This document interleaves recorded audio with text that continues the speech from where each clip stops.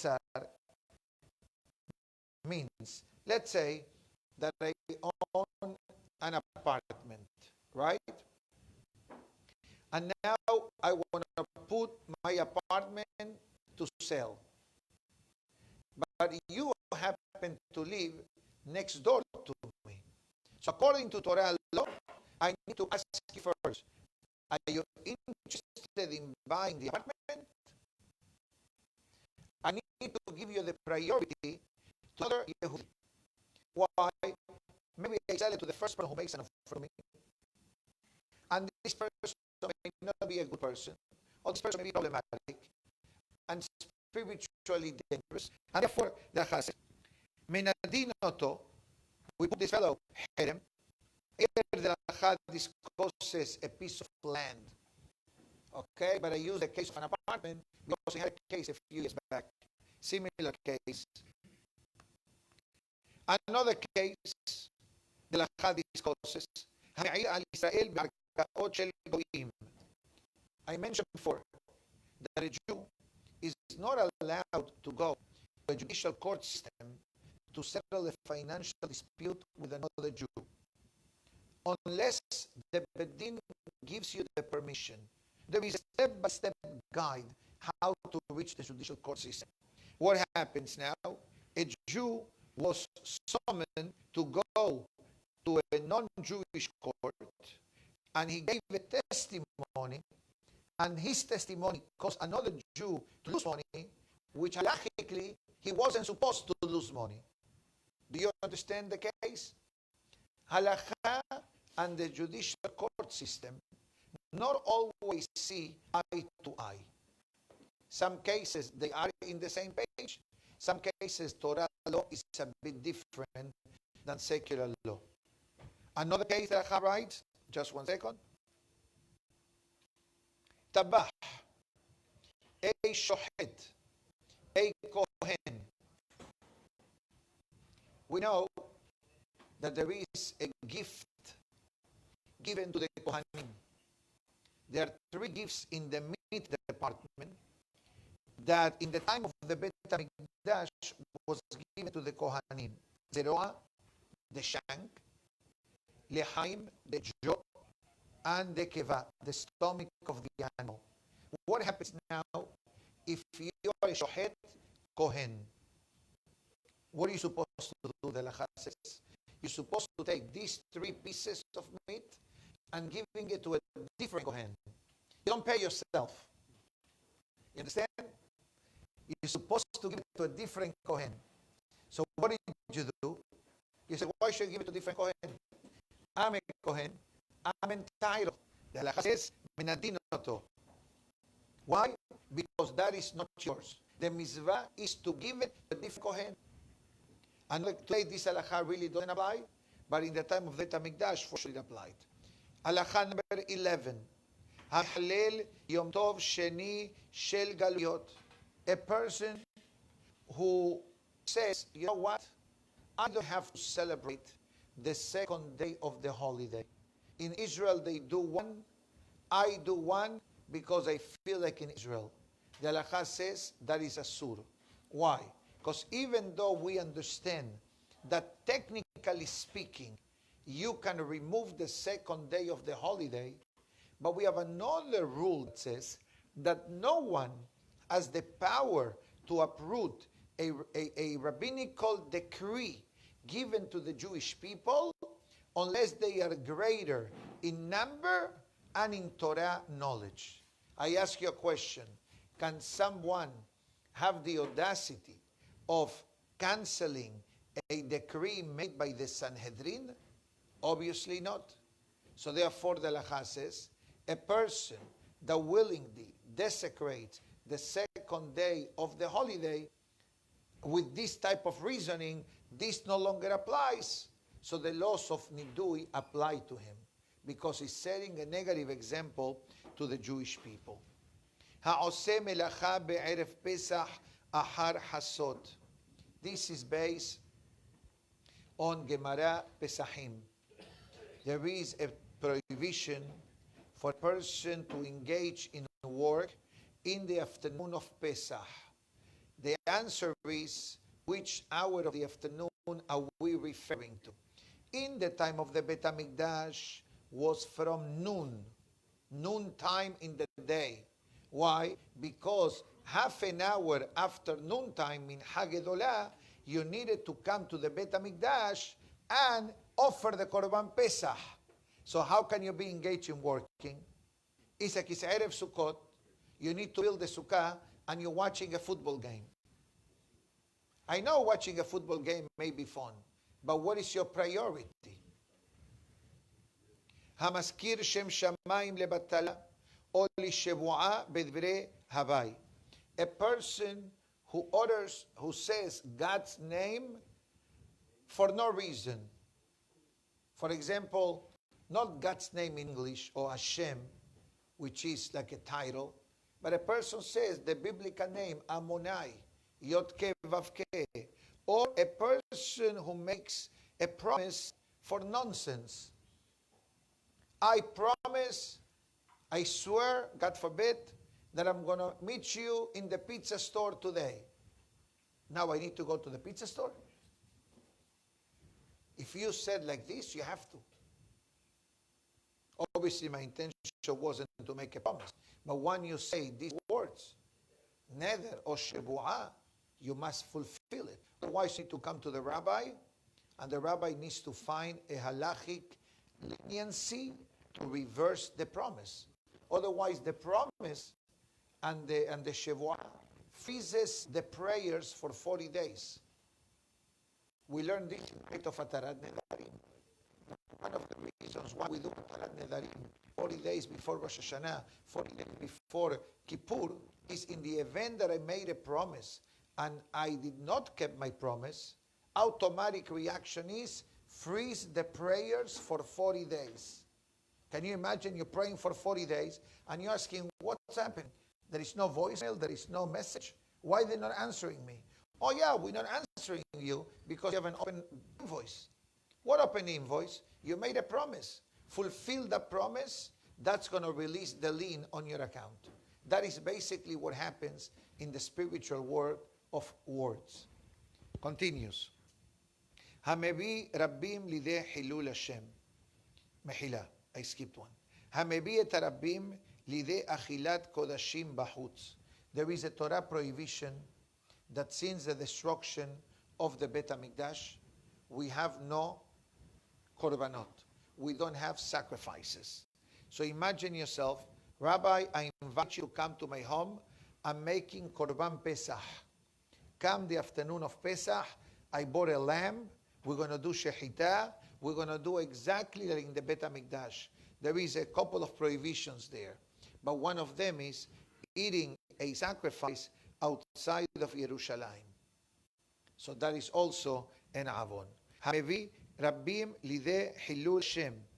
A person who causes many to desecrate God's name. Desecration of God's names happens in many ways, shapes, or forms. Sometimes it happens in the synagogue. For example, Hilul Hashem is considered when a person speaks during Kaddish, during Sefer Torah, during the Hazara. Why? Because we are saying indirectly that talking to a human, it's more important than talking to God. God forbid, not that it happens, but I'm only creating an awareness of the severity of the avon. Another case, let's say financial crimes, God forbid, or certain type of crimes that the Jewish people are exposed in the news. Believe me, whenever a Jew is in the news for a negative way, it's a big avon. It affects the entire Jewish people. It causes Hilul Hashem. המחשב שנים בקובע חודשים rather, בחוץ לארץ. We have, from the time of Hillel Hazaken, we have the Jewish calendar. And the Jewish calendar has been built with precision for almost 1800 years. Until today, without algorithm, without mega computer, without Google, whatever they have, okay? They were able to give us a fine print of the Jewish calendar, to the point that Kippur will never happen on a Friday, meaning to say Thursday night. Asara V'Tevet will never happen on a Friday night neither, and many other holidays that depends when they will happen, the domino effect that they have. And now, outside of Israel, you want to establish a new version of the calendar. You want to upgrade the calendar. That's also forbidden. Certain rules and regulations and certain lines we don't cross. Hamachshil et ha'ivor bidvar avera. A person who causes the blind to fall. The blind here doesn't mean necessarily, God forbid, a person that is physically blind, but a person that is mentally blind. For example, you give someone in purpose a bad advice, or something that regretfully we have heard in the past, selling non-kosher meat has kosher meat. That has two sins. Lifnei iver, because people believe that they are buying kosher meat when actually it is not. And then once the fiasco blows up, then you have Hilul Hashem, another desecration of God's name. Because how could it be that a Jew sells non-kosher food being kosher? You understand? I know it doesn't happen, but regretfully, in the past, it did happen. Often. Some people, are not, they're ruthless, and they have a desperation for money, or they owe a lot of money, so they buy non-kosher meat that costs way cheaper than kosher meat, and they sells it for kosher meat. I'm not giving you ideas, but this is usually how the scam works, until they get caught. And sooner or later, they get caught because the spiritual, how can I say this? The spiritual disaster that it causes the masses, the consumption of non-kosher food, believing that it was kosher, is not only the crime that he committed, halachically, financially, morally, physically, and spiritually. I don't want to be in this guy's shoes, but it also affects our life. Now you need to kasher your kitchen. In some cases, you must get rid of your dishes and buy new dishes because now you cook non-kosher meat. And all the spiritual side effects that causes such a grave avon. Number 18, Hame'akev et harabim mile'asot mizvah. Let's say that a group of people want to do a mitzvah, and suddenly a wise guy says, no need to go, no need to give, other people will. What happens now? This fellow prevented a handful of us to do a mitzvah. So that fellow who committed that reaction, Shamayim says, you know what? No problem, go on strike. Another case, a shohet, that non-kosher meat was found in his domain. What does it mean? A shohet alone, a slaughter, a ritual slaughter, cannot do shehita by himself. Usually, in a slaughterhouse, they have the shohatim, right? They have the mashgichim, and then you have the bodek sakinim. Bodek sakinim is a person who is responsible in checking the knives of every shohet. This is his mission. He doesn't check the slaughtering. He doesn't check the inner organs of the animal. He checks the knife. According to Jewish law, a knife needs to be had behalak, sharp and smooth. And he checks it with his nail. If he finds a nick on the knife, or he finds that suddenly the nail got stuck somewhere in the knife, it means that this knife needs to be sharpened. So what happens now? That a shochet did shechita by himself. And nobody checked the knife. And he says, it's kosher. Usually, a shochet needs to send the question to someone. This the Gemara mentions about Yehezkel HaNavi. Yehezkel HaNavi, Ezekiel, not Ezekiel bread, but Ezekiel, the real Ezekiel. Ezekiel bread came from Ezekiel, the book of Ezekiel. So Ezekiel, the prophet, the Gemara says that he will not eat food or meat that there was a halachic question. The minute that the question needs to be asked, he says, you know what? I don't want. Tistalek min asafek, the Gemara says. Sometimes it's better to say no. No, there is opinions who allow it. Once they tell you there are opinions that allow it, then you need to understand what exactly are we talking about. Continues. Tabah, and now comes number 20. A shochet that did not show the knife to the rabbi for inspection.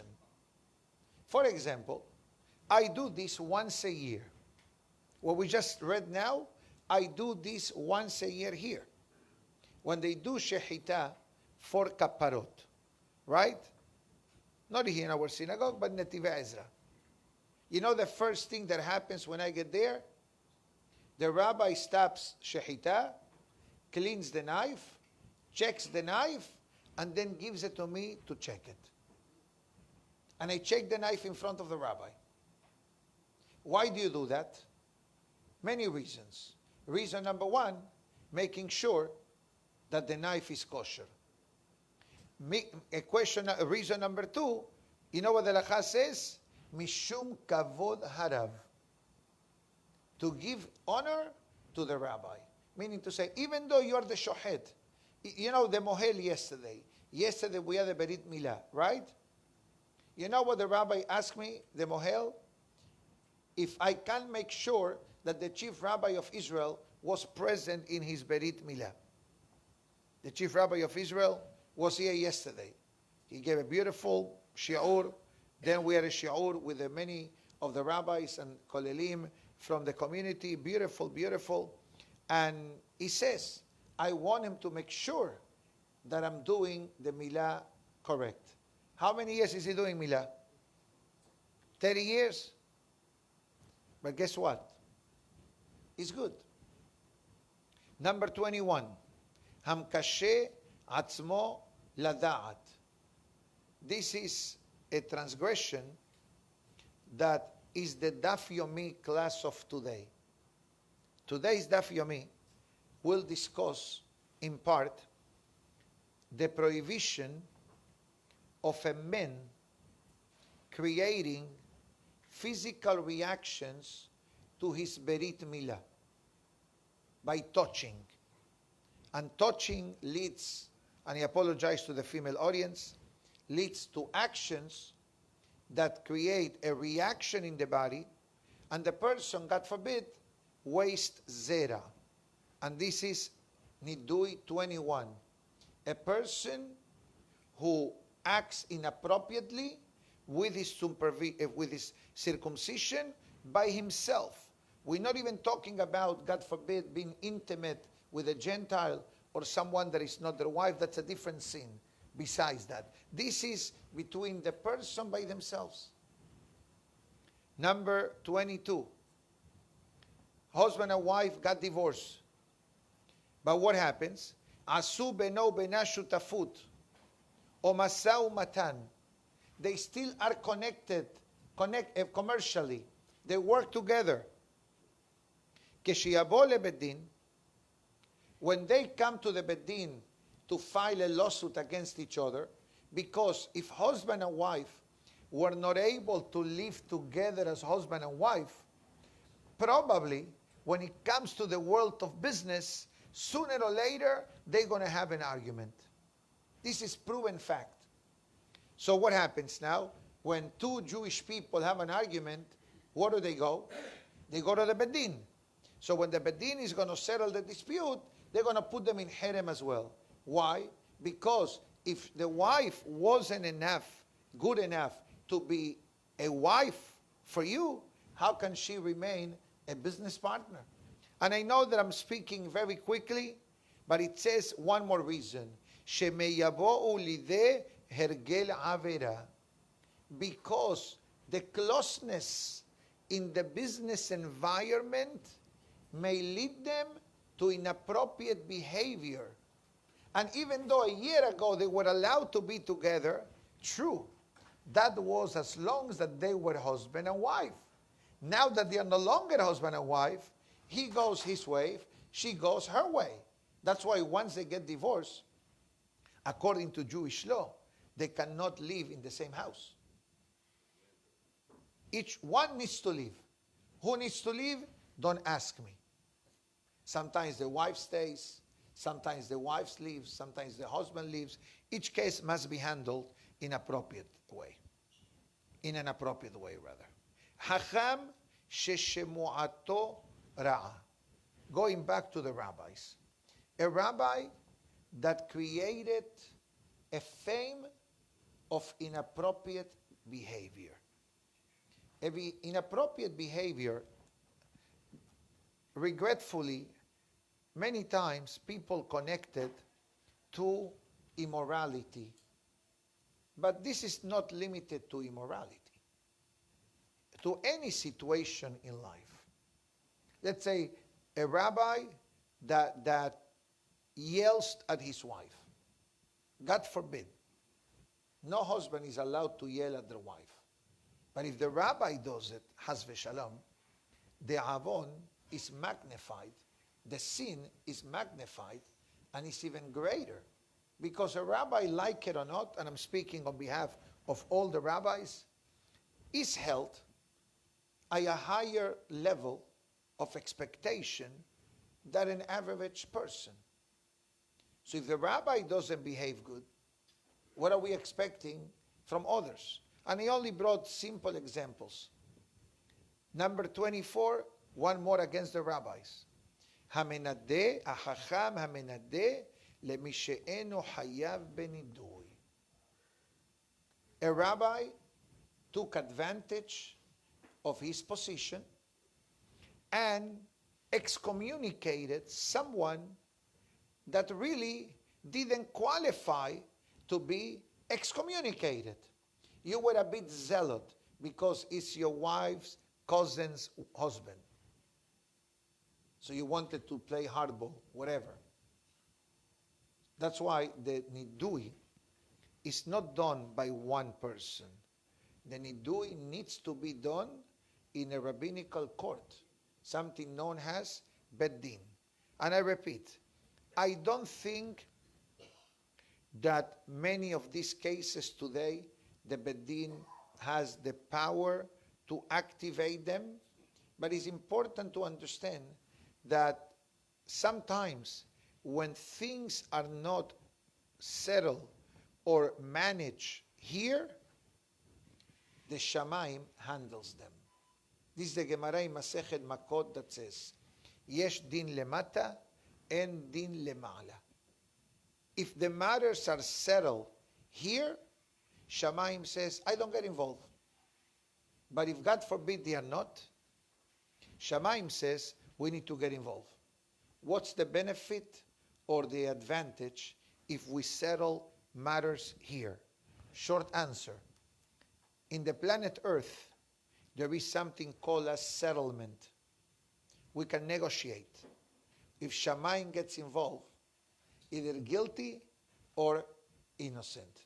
But the one that for sure is activated today is the opening statement that I give in today's class. The concept of a husband refusing to give a get to their wife. The Halakha concludes.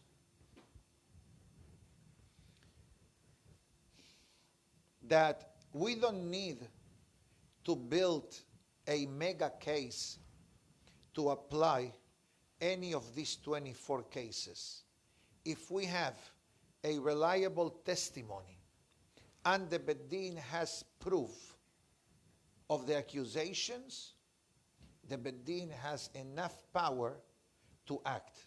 But I will tell you from professional experience, as someone who sits in the rotating system of the Bedin, that usually the Bedin doesn't run to activate a nidui. The Bedin will summon the person first. I remember many years ago, there was a case related to money. And we discovered that someone was taking a lot of money from different people. This story goes back maybe 15 years ago. And there were some who wanted to put him in a Bedin. So I was part of that Bedin with a few other rabbis because there were a few victims. Now, at the end of the day, the outcome of the case was that we issue a warning to the community to be careful who they invest money with. And this person was forced to leave Miami, literally, because the doors were shutting down. People wanted to prohibit the children to come to school and people to stay away from them.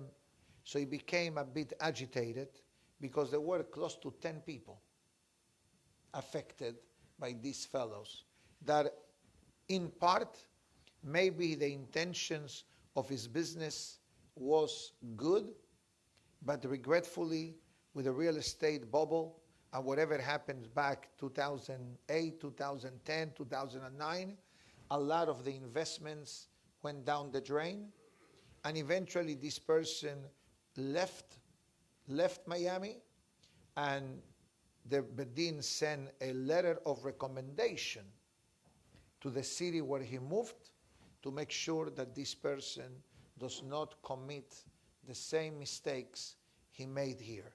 He left poor. He left poor. In other words, he was living literally, at the end, a charity case, because everything that he touched turned sour. And I don't think that many people got anything back from him, with the exception of a letter of apology from him and from his wife. But regretfully, these things do happen. That's why experience tells us that whenever you do anything with money, put it in writing. Whatever you do anything for money, with money, cover yourself. If you cannot afford to lose it, don't do it. I can tell you more, but I think that the case of today is serious enough to just food for thought. This is only to understand. Yesh din beyesh dayan. There is a judgment and there is a judge. May Hashem help us that none of us ever be involved in any of the 24 written, plus those that are not written. There are a few more. Shatnez, swearing, not keeping promises. These are also some of the nidui, but that is a spiritual nidui. This is a nidui, an excommunication ruling on the planet Earth for the members. But there is the heavenly ruling, which is a whole different class, that Be'ezat Hashem will save for some other time. Tomorrow, hopefully, the class will be a bit happier and a bit livelier. But this is Torah, and Torah we need to know, Torah we need to learn, and Be'ezat Hashem, everybody will have a lovely and a beautiful day. Baruch Adonai le'olam, Amen ve'amen. Rabbi Hananiah ben Akashia Omer, רצה הקדוש ברוך הוא לזכות את ישראל לפיכך הרבה להם תורה מזבחות שנאמר אדוני חפץ למען צדקו יגדיל תורה וידיר אמן